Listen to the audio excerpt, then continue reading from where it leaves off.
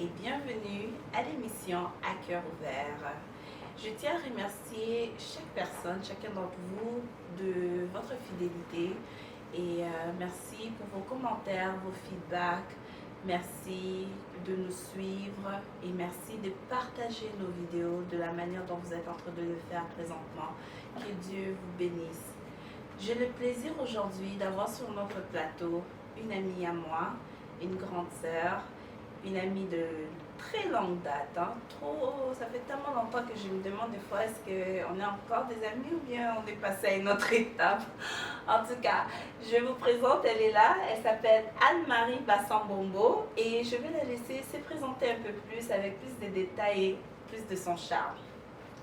Ok, donc bonjour tout le monde, bonjour Déo. Bonjour. Merci de m'avoir invité, merci de m'avoir. Ça fait plaisir, merci d'être venu, d'avoir accepté notre invitation. Ça fait plaisir. Et voilà, à la demande Déo, me voici pour partager mon témoignage. Le peu que j'ai pu en tirer de positif pour aider quelqu'un, une soeur, une tantine, une maman. Pourquoi pas des hommes aussi. Wow, merci beaucoup. Ça, vraiment, j'ai hâte d'entendre ces témoignages et d'en savoir un peu plus de ton parcours avec le Seigneur. Est-ce que tu peux... on attend, on veut savoir qu'est-ce qu'elle va nous dire aujourd'hui. Ok, le parcours avec le Seigneur. Déjà, ce qu'il faut dire, c'est que je suis née dans une famille chrétienne, catholique de religion. Je suis une sœur, une grande sœur. Je suis la fille en Christ ou bien... Non, aspect famille, J'ai un petit frère. Oui. Je suis la fille de mes parents. La sœur de plusieurs. Mais oui, quand même. Ma sœur à moi aussi. Définitivement. Comme je disais, aujourd'hui, je suis aussi maman. Je suis maman de beaux enfants. Je suis définitivement l'épouse de quelqu'un. Monsieur Chica, on vous salue. Oui. Fait que c'est ça. Par la grâce de Dieu, j'ai évolué dans une famille chrétienne, comme j'ai dit, toujours à l'église. À un moment donné, j'ai servi. Quand je dis à l'église, je suis congolaise, je suis venue du Congo avec mes parents en 2006, si je ne me trompe pas. Fait que à Kinshasa, j'allais à l'église, je servais comme lectrice à la paroisse Saint-François de Kitambo, pour ceux qui savent. Et donc voilà, j'étais vraiment à l'église. Et aussi, à l'adolescence, je me suis engagée dans le mouvement du renouveau charismatique, qui est plus ou moins, je dirais pas apparenté, mais qui ressemble un peu plus aux églises dites de réveil. Parce que l'église catholique, on la connaît, c'est vraiment un peu endormi et tout. Et le renouveau charismatique, comme le nom le dit, le renouveau de l'évangélisation, de l'évangile. Donc, c'est là que j'ai commencé vraiment ma marche personnelle avec le Christ. Ouais, parce qu'avant, c'était de par mes parents, mais c'est dans le renouveau charismatique que j'ai vraiment donné ma vie au Seigneur. Et jusqu'à temps qu'on arrive au Canada, et puis là, boum, je ne retrouvais plus ça. C'était même pire, parce que l'église, la paroisse du quartier où on vivait, c'était rempli des vieilles personnes. Pour ne pas les minimiser, mais c'est la réalité. Ça, c'est ici au Canada? Exactement. Okay. J'arrive déjà dans un pays froid. Oui, en plein hiver. Oh, wow. Ouais. J'arrive le 31 janvier, un hiver qui a été très froid. Wow. Il y a eu beaucoup de verglas, je me souviens. En 2006, oui, c'est sûr. Ouais, donc c'est ça. J'ai continué à aller, mais je ne trouvais plus ce feu que j'avais laissé dans le renouveau, parce que dans le renouveau, j'étais engagée au ministère de l'intercession d'abord, avec tout l'engouement. Tu sais, quand tu rencontres Christ pour la première fois, tu as les ailes et tout. Mais à un moment donné, après avoir participé à 2 délivrances, je suis je pense pas que ça serait pour moi. Je ne veux pas que tous les démons me suivent. Je suis partie dans le ministère des Affaires sociales, comme on disait, aider les gens qui avaient des problèmes, des choses comme ça, aller voir les personnes à l'hôpital, des choses comme ça. Une fois arrivée ici, la flamme s'est dissipée. Wow. Ouais, le froid du Canada m'a rattrapée. Le fond. Ouais, c'est ça. Wow. Puis, chemin faisant, je me suis réinscrite à l'Université d'Ottawa. D'ailleurs, c'est là où j'ai rencontré Léo. Ah oui.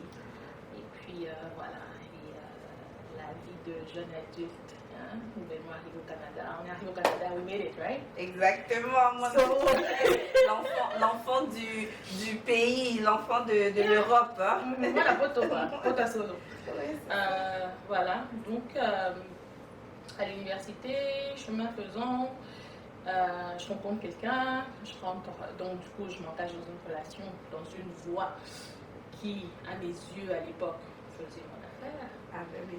Mais en réalité, c'était une relation qui n'honorait ni moi-même, ni mes parents, du moins ni ma famille, encore moins Dieu.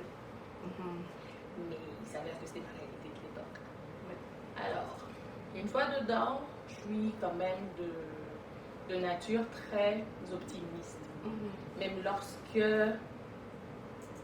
tout semble noir, même lorsque le verre est à moitié vide, j'ai toujours une explication pour sortir le positif de la chose. Ah mais ça c'est sûr. Et du coup, c'est un peu comme ça que je me suis entêtée dans ma situation, jusqu'à ce que, à un moment donné, tu réalises la réalité te rattrape. L'âge te rattrape aussi, parce que tu regardes à gauche, t'es la Miss Marie, tu regardes à droite, telle cousine se marie, puis t'es comme, ok, moi c'est pas bonjour.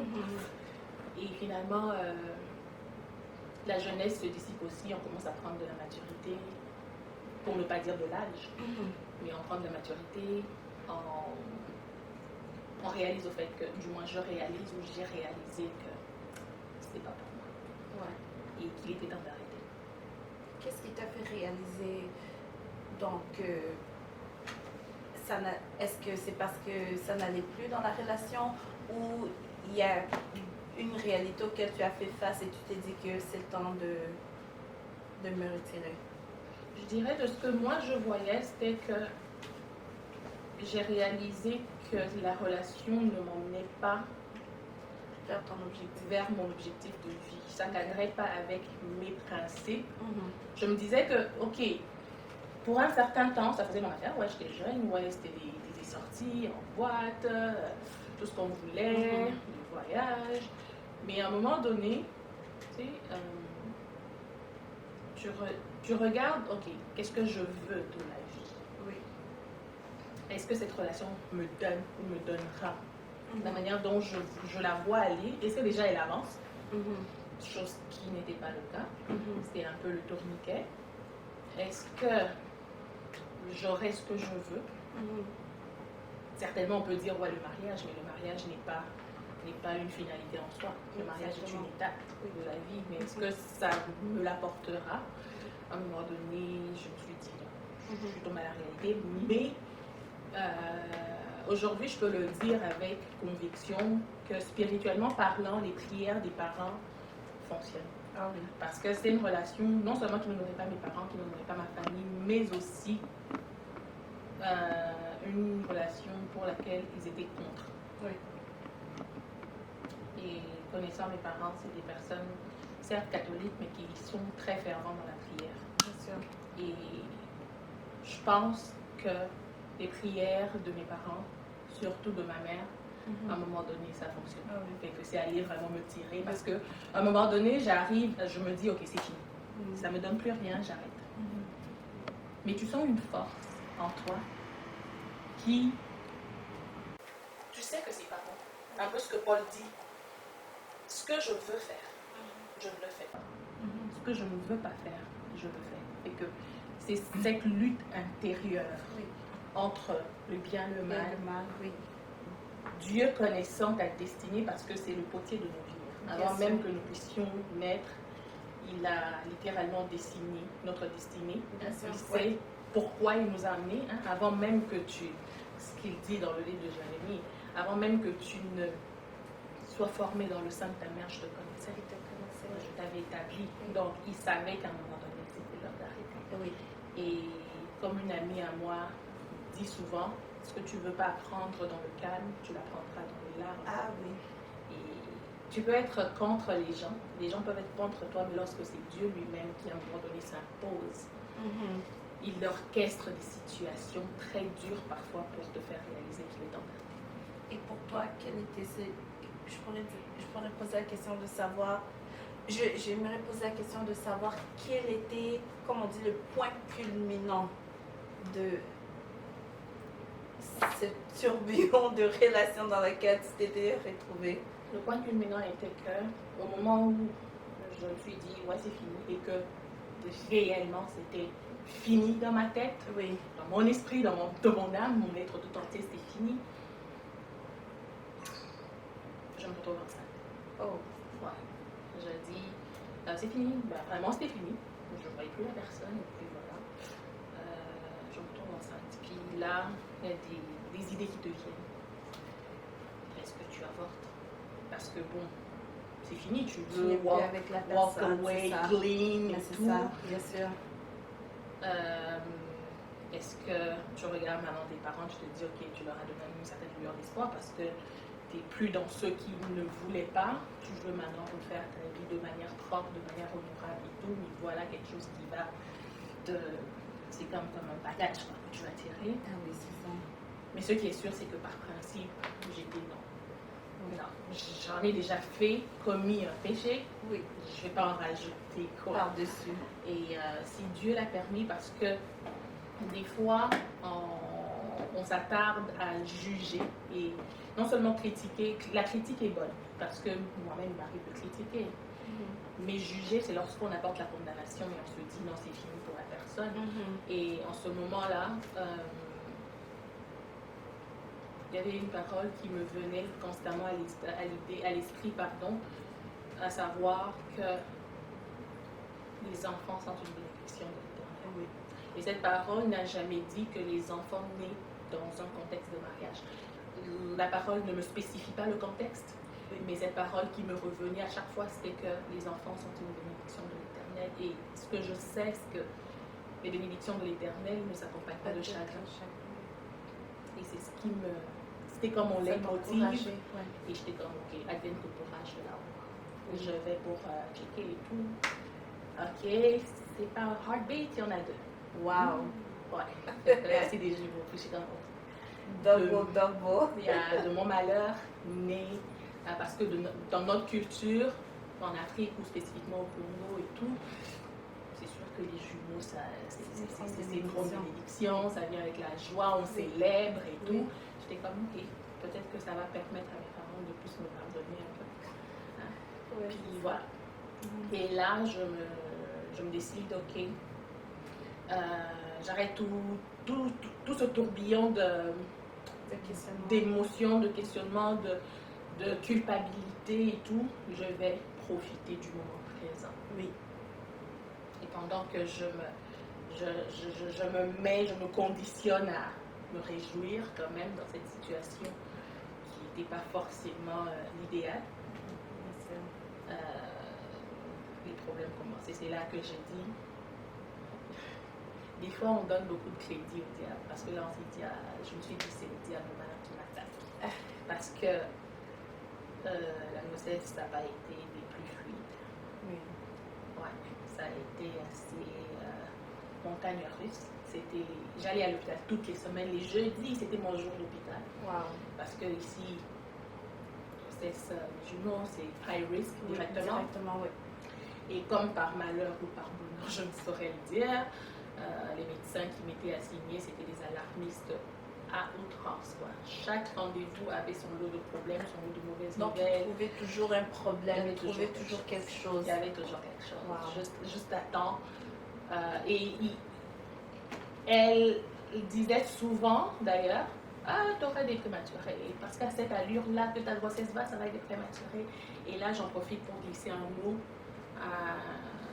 aux gens qui me suivent, de dire que à chaque fois que vous mettez les pieds dans un hôpital, sachez que ce n'est pas un monde idéal, c'est un monde rempli, infesté d'esprit. Ça, c'est vrai. Et lorsque on vous annonce un diagnostic, il faut savoir prendre la balle au bon et proclamer la parole de Dieu, proclamer ce que Dieu vous dit, parce que c'est la prophétie par excellence. Amen. Et à chaque fois que ces diagnostics tombent, des fois, en fait, c'est une condamnation de l'ennemi. Et une fois que tu l'acceptes, ça se matérialise. Est-ce que toi, quand on te disait ces choses, tu avais déjà accepté cela?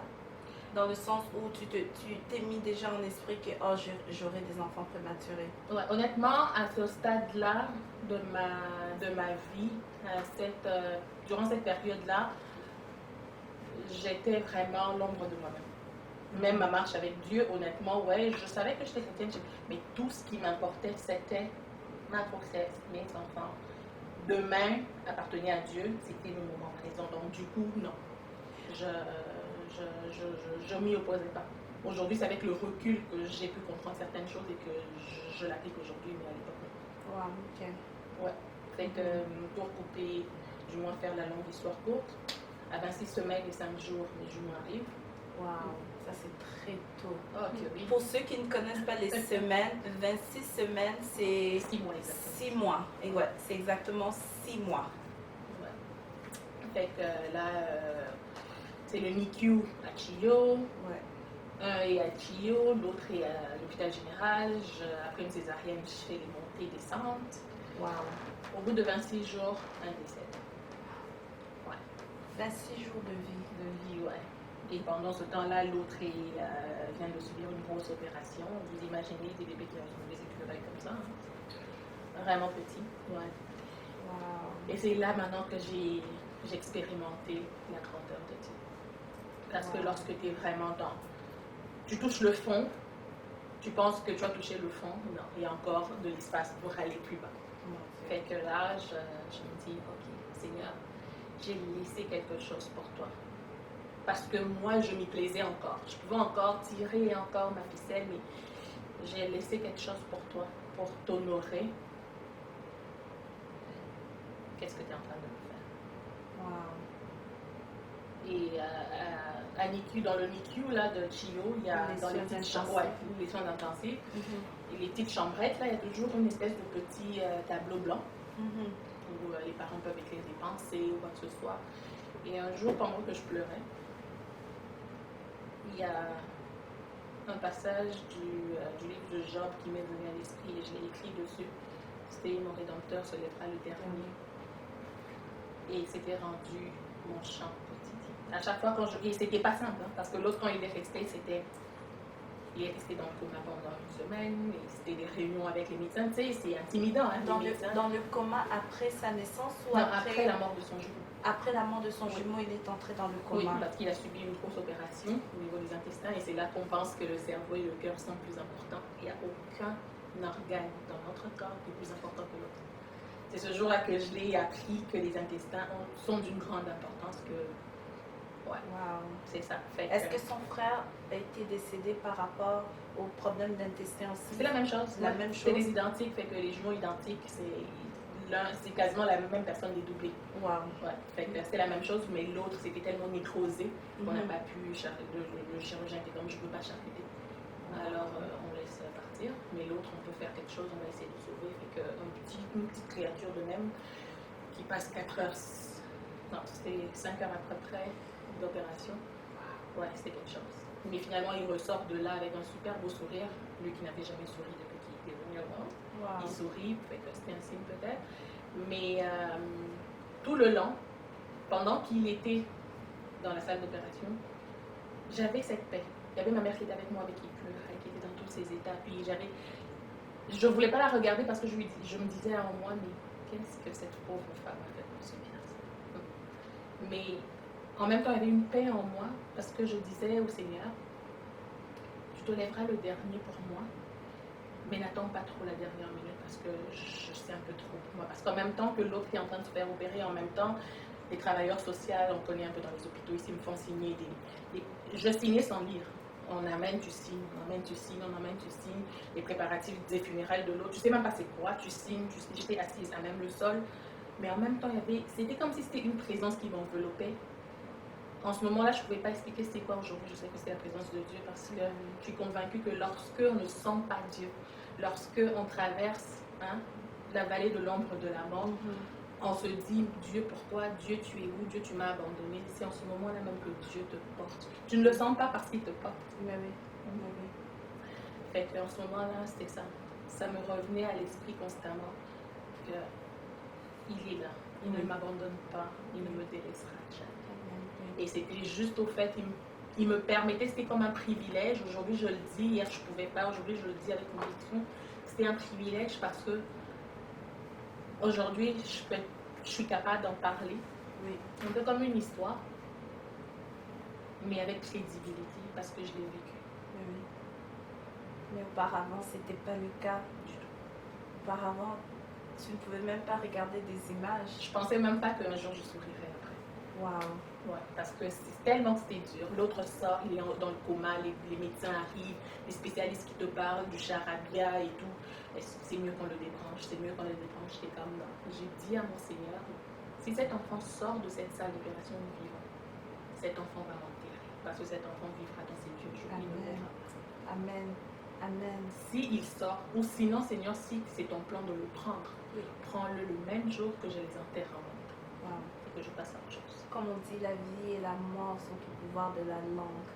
Tu as confessé la vie dans ton fils et aujourd'hui, il est là en vie, vigoureux. 8 ans plus tard. 8 ans plus tard, un grand frère, Oui. parce que le Seigneur t'a permis de porter un enfant. Le Seigneur on peut dire qu'il a essuyé tes larmes de plusieurs manières. Est-ce que tu peux nous dire comment tu as pu sortir de ce moment douloureux et être cette femme rayonnante que tu es aujourd'hui? C'est par sa grâce. Amen. Un peu comme il dit dans sa parole, ma grâce te suffit. Amen. Il ne dit pas que, si il dit, il ne t'abandonnera pas, il ne te délaissera jamais, il sera avec toi, il marchera lui-même avec toi, Oui. mais il ne nous dit pas que ça sera facile. Il ne nous dit pas que ce serait les roses tout le temps. Mais oui. tout ce qui nous rassure, c'est qu'il nous attend sur l'autre rive. Ah oui. Ceci dit, après l'épisode de Chio, finalement, par la grâce de Dieu, je sors de là avec un bébé, avec un enfant. Et contrairement aux attentes des médecins, aux diagnostics, aux prédictions qui ne marcheraient peut-être pas, qui ne parleraient peut-être pas, qui ne feraient peut-être pas ceci, qui ne feraient peut-être pas cela. Aujourd'hui, j'ai un garçon de 8 ans qui va à l'école, qui écrit, qui parle, qui calcule, qui te questionne. Si je ne le dis pas, on ne saura pas. Wow. Et une fois que l'épisode de Chio passé, la dépression arrive. Parce que je ne me donnais pas la permission de déprimer pendant ce moment-là. Parce que je me disais, je devrais être forte pour mon fils. Oui. Une fois que c'est passé, je dis, maintenant je peux sombrer. J'ai même dit ça une fois à ma mère aujourd'hui. Là, maintenant, je pense que je peux sombrer. Wow. Elle a essayé de m'encourager quelque part, mais savait aussi que c'était dur. Et que là, le diable est tellement malade. Il s'avère que j'ai une voisine qui était dans la drogue. Elle faisait de la cocaïne. Un bon jour, en parlant comme ça, elle m'en parle très clairement. Est-ce que ça tente? Mais elle ne savait pas ce que moi je vivais. Ouais. Fait que j'avais ce choix-là, soit la drogue, soit de repartir en Égypte, d'où je venais, parce qu'au moins là-bas on mangeait, on buvait, soit de continuer à faire confiance en Dieu. Oui. Même parce que là maintenant mon fils est bien, il est en santé, j'évolue, une année passe, 2 ans passent, 3 ans passent, je me dis, bon Seigneur, j'ai fini l'école.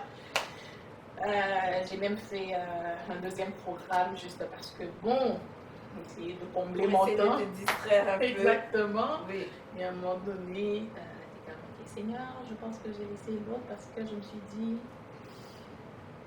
tu aimes pas ton passé, hein? C'est ça, right? Tu rémunères ceux qui te cherchent. Donc, je te cherche. Je vais à l'église. Je me suis engagée dans mon église. Bon, ça va être quand? Clairement, c'est quand le mariage. Seigneur, il y a plus jeune que moi qui se marie. Il est aussi marié à moi. Donc, c'est quand, Seigneur? Il y en a eu des signes, mais c'était des fausses alarmes quand même. Comme d'habitude. Ouais.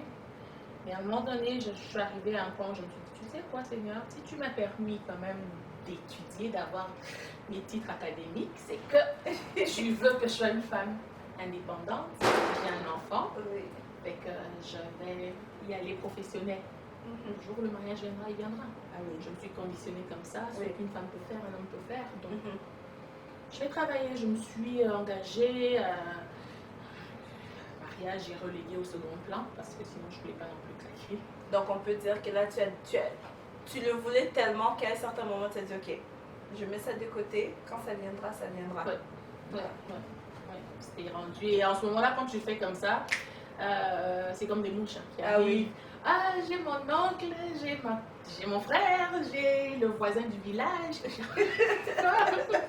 Ça vient de partout et tout. Donc, bref, mais Dieu est tellement bon que lorsque la bonne personne, hein, parce que le temps de Dieu est lumière.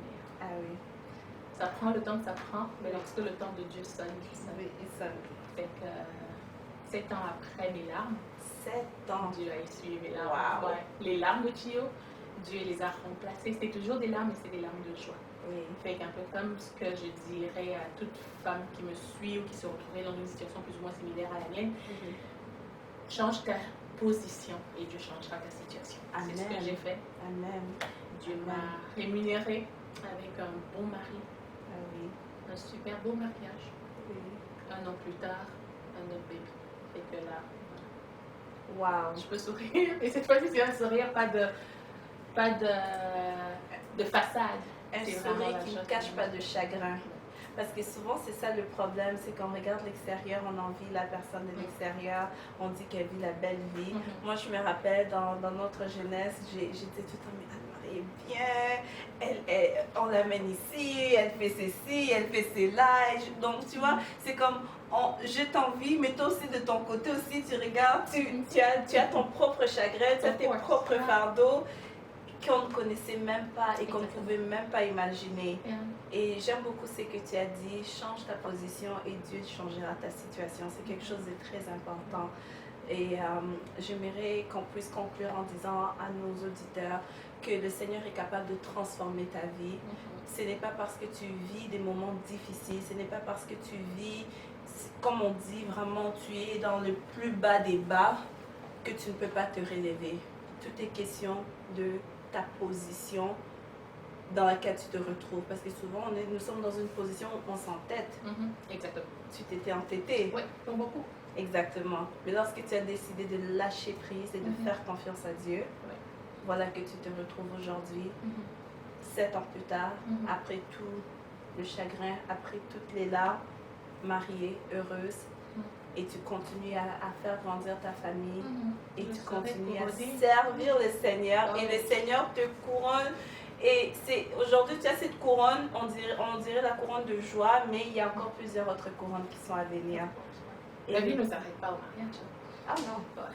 Le mariage, sur ça, je te laisse parler, tu as plus d'expérience que moi. Non, tu sais, une jeune sœur a dit, ce n'est pas le nombre d'années que tu fais dans le mariage qui te donne, qui rend de toi plus expérimenté que l'autre. Tu peux faire 10 ans dans le mariage et ne pas tout connaître. Et tu peux faire 1 an dans le mariage, 2 ans dans le mariage, et tu as quand même vécu des choses qui te permettent de pouvoir témoigner encore plus la grandeur de Dieu que quelqu'un qui a fait même 10, 20 ans, quelque chose comme ça, tu vois. En tout cas, Marie, merci pour ton témoignage. Merci pour ton ouverture. Et ma prière est que le Seigneur puisse continuer à te bénir, bénir ta famille. Et ma prière pour vous qui nous écoutons, que le Seigneur puisse vous toucher, que le Seigneur puisse vous fortifier, afin que vous ne puissiez pas rester à terre, que vous ne puissiez pas rester dans la position de détresse, mais vous relever et permettre que Dieu puisse changer la situation de votre vie. Merci de nous avoir écoutés. Que le Seigneur vous bénisse. À bientôt.